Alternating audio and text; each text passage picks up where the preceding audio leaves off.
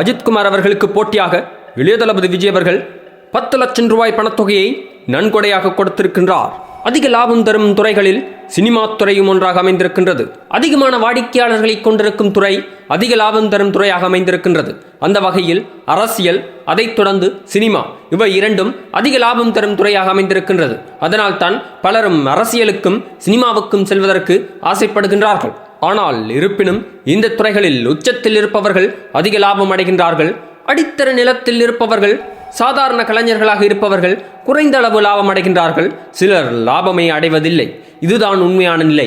அந்த வகையில் உச்சத்தில் இருக்கும் கலைஞர்கள் இந்த அடித்தரத்து கலைஞர்களுக்கு உதவி செய்வது வளமையாக அமைந்திருக்கின்றது. அந்த வகையில் அஜித்குமார் அவர்கள் பல உதவிகள் பலமுறை செய்திருக்கின்றார். அதை செய்துவிட்டு கூற வேண்டாம் என்றும் கூறியிருக்கின்றார். அதனால் அந்த உதவிகள் வெளிவராமல் சென்றிருக்கின்றது. அதேபோன்று விஜய் அவர்களும் பல உதவிகள் செய்திருக்கின்றார். அவருடைய ரசிகர் மன்றம் மூலமாக பல உதவிகள் செய்து அந்த புகைப்படங்களை கூட இணையத்தில் நீங்கள் பார்த்திருக்கக்கூடும். அது மட்டுமல்லாமல் தன்னுடைய ஒவ்வொரு படங்களின் முடிவின் பின்பும் அவருக்கு கிடைக்கும் வருமானத்திலிருந்து ஒரு தொகை பணத்தை இவ்வாறான கலைஞர்களுக்கு கொடுத்துதவியிருப்பார். அந்த வகையில் இப்போது சில நாட்களுக்கு முன்பாக எடிட்டர் சங்கத்துக்கு உதவி செய்திருந்தார். 10 லட்சம் ரூபாய் பணத்தொகை கொடுத்திருந்தார் என்ற ஒரு செய்தி இணையத்தில் பரவியிருந்தது. இது உண்மையா பொய்யா வதந்தியா என்று பலரும் கேட்டு வந்தார்கள். அஜித் உதவி செய்வது போன்று விஜயும் இவ்வாறு உதவி செய்திருக்கின்றாரா என்றும் பலர் கதைத்து வந்தார்கள்.